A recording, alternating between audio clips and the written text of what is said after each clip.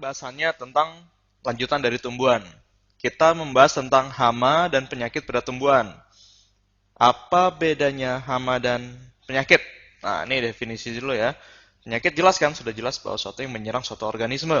Bisa jadi parasit, bisa juga dari eh, tidak berfungsinya organ-organ pada organisme tersebut. Nah, sekarang ada kata yang kita perlu definisikan terlebih dahulu, hama dan ini nih, gulma. Kita sering mendengar kata-kata gulma kan. Tanaman itu disekelilingi oleh gulma. Wah, padinya banyak gulmanya di sampingnya. Apa bedanya hama dan gulma? Nih, kita lihat sini. Hama saya definisikan sebagai ini, organisme yang menyerang. Menyerang tanaman, menyerang lain adalah hama. Dalam hal ini, karena kita bicara tentang tumbuhan, kita bicara tentang hama tumbuhan, organisme yang menyerang tumbuhan. Sedangkan kalau gulma itu niatannya tidak menyerang atau tidak memangsa. Contohnya hama adalah misalnya tikus, dia menyerang tumbuhan kan, menyerang padi. Sekarang kalau gulma lebih ke arah ini. Nah ini nih, tumbuhan yang bersaing untuk mendapatkan nutrisi. Misalnya ada padi, ada juga alang-alang. Jadi siapa yang gulma, siapa yang tanaman? Tergantung siapa yang dibutuhkan. Karena kita butuh padi untuk menghasilkan beras, jadi yang selain padi dan bersaing dengan padi adalah disebut gulma. Nah, sekarang kita lihat dari hama. Pembahasan pertama kita lihat hama. Misalnya gini, ini ada tanaman. Nah, ada tanaman. Lalu saya anggap tanaman ini seperti tanaman kacang-kacangan dari kelompok legum. Nah, di sini kita dapat hama pertama. Tadi saya udah bilang kan, hama ini, nah biasanya dia menyerang padi-padian. Tikus. Lalu ada juga yang seperti serangga. Nah, kita sebut tikus ini roden. Maka dari itu, untuk mengatasi tikus biasanya disebut rodentisida. Nah, sekarang yang bentuknya serangga bisa seperti tungau atau pernah dengar ini? Biasanya di daerah sawah ini baunya lumayan. Warang sangit namanya dan yang terkenal yang menyerang tanaman, wereng. Semua ini kelompok apa coba? Serangga, betul. Berarti untuk memusnahkannya dipakai kalau tadi rodentisida, kalau serangga, serangga itu kan insek kan bahasa Inggrisnya. Insektisida. Insektisida untuk memusnahkan serangga, rodentisida untuk memusnahkan tikus. Nah, sekarang ada satu lagi. Sering di daunan tanaman itu muncul ulat. Nah, sekarang saya tanya, ulat itu bagian kelompok hewan mana? Apakah dia reptil? Bukan kan? Apakah dia cacing? Bukan. Ulat itu adalah larva dari serangga. Jadi, bisa juga dipakai insektisida untuk membunuh si ulat tersebut kan. Nah, sekarang yang kedua, kita sudah membahas tentang hama. Sekarang kita bahas tentang gulma. Kita lihat contoh-contoh dari gulma.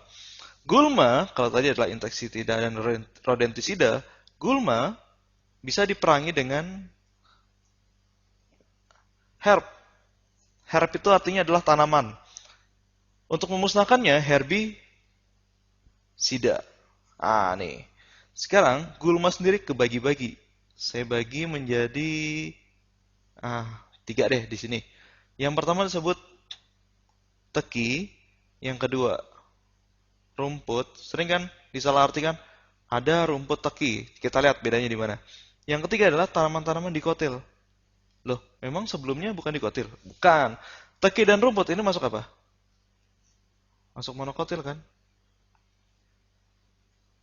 Jadi begini, rumput dan teki itu sama-sama sulit diberantas karena mereka biasanya, nah ini saya gambar tanaman, akarnya itu sangat menjalar di bawah tanah. Ini tumbuh lagi nih. Nah, karena akarnya sangat menjalar di bawah tanah, atau batangnya pada teki adalah terbentuk umbi di dalam, ini pada si teki, sedangkan pada rumput mempunyai stolon. Stolon ini artinya adalah batangnya menjalar di bawah tanah. Nah, jadi seperti ini. Tumbuh lagi. Karena batangnya tumbuh di bawah tanah, jadi ketika kita cabut atau kita bakar sekalipun dengan api, misalnya kita bakar dengan api, atau kita cabut ke atas, selama stolon dan umbinya masih ada dalam tanah, dia akan tetap tumbuh. Nah, berikutnya adalah dikotil. Ini tanaman-tanaman berbiji, ya berbiji belah. Misalnya ada tanaman seperti belimbing-belimbingan yang ada di daerah persawahan. Ini ada padinya.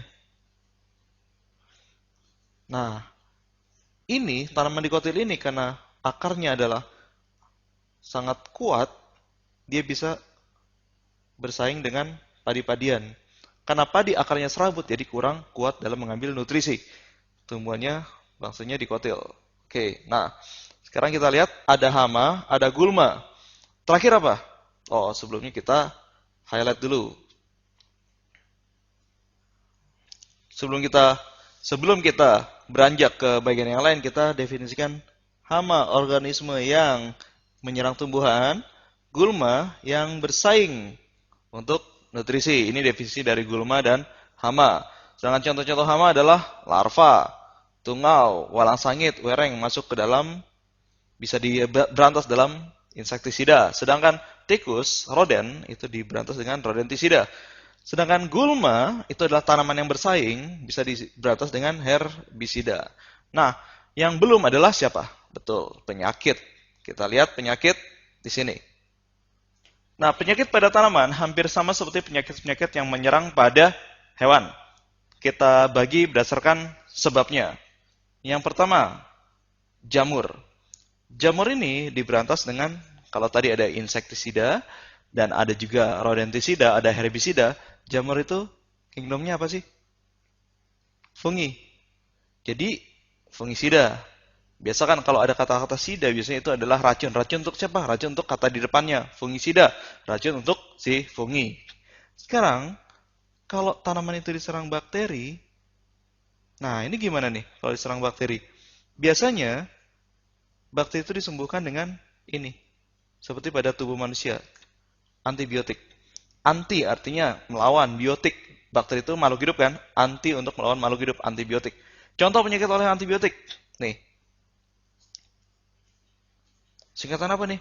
CFVD, jangan takut. Kita lihat di sini. C-nya itu dari kata citrus. Citrus apa itu? Jeruk kan? V-nya itu dari vein. Vein itu seperti pembuluh. Pembuluh yang mana? Ada dua kan pembuluh, phloem dan xilem. P-nya itu menunjukkan bahwa dia adalah phloem. D-nya, biasanya kalau ada penyakit, belakangnya D itu pasti disease. Nah, sekarang kita balik bacanya kalau bahasa Inggris. Dari bawah ke atas. Disease, phloem, vein, citrus. Penyakit yang menyerang phloem pada tumbuhan jeruk. Jadi yang serang adalah si phloem ini. Itu contoh penyakit pada yang disebabkan oleh bakteri. Berikutnya, penyakit disebabkan oleh virus. Nah, ini yang unik nih. Singkatan lagi, betul. Nah, kalau antivirus, virus apa? Oleh antivirus kan. Nah, biasanya tanaman yang kena virus itu kalau dia tidak membuat suatu sistem kekebalan, tapi biasanya tanaman itu langsung mati begitu kena virus. Kita menyemprotkan zat-zat antivirus. Nah, sekarang salah satu contohnya adalah ini, TMV. Lagi-lagi kita coba singkatannya ya. Kalau ada singkatan, kita coba perhatikan kata per katanya. T itu adalah tobacco. Nah, sekarang M-nya itu adalah mosaik. V-nya itu, kalau tadi adalah disease, sekarang virus. Tobacco, mosaik, virus. Bacanya lagi-lagi, kebalik. Virus yang menyerang virus yang berbentuk mosaik yang menyerang tembakau. Jadi gimana sih tobacco mosaik virus ini? Jadi begini nih. Kalau ada tanaman, tembakau itu diambil daunnya kan? Nah, seperti ini. Ini daun yang normal. Dia ada semacam bercak-bercak. Bercak-bercak ini berbentuk mozaik atau seperti agak acak. Nah, itulah disebut tobacco mosaic virus. menyerang tanaman tembakau. Berikutnya ada lagi yang alga. Nah, alga ini biasanya menyerang tanaman air. Nah, sekarang kita lihat. Saya tadi bilang tentang virus. Virus TMV, Tobacco Mosaic Virus. Ini adalah, nah saya tulis ini, virus yang pertama kali diidentifikasi. Artinya apa?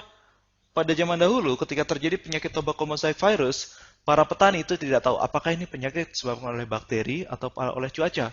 Dan ketika sudah dicobakan antibakteri atau antibiotik, dia tetap ada. Dan itulah ditemukan pertama kali ada organisme atau hampir seperti organisme yang tidak hidup, yaitu si virus.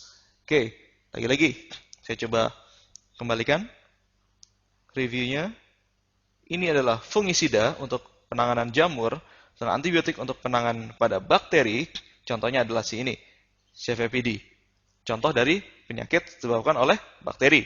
Penyakit disebabkan oleh virus adalah ini, TMV, Tobacco Mosaic Virus. Dan Tobacco Mosaic Virus sendiri adalah unik karena dia merupakan virus yang pertama kali diidentifikasi. Oke, sekarang kita cukupkan materi tentang hama dan penyakit pada tumbuhan. Materi ini sebenarnya sangat mudah, tinggal dibaca dan kita bisa memperluas pengetahuan tentang penyakit-penyakit apa aja yang ada di tumbuhan. Hanya satu kunci, baca-baca.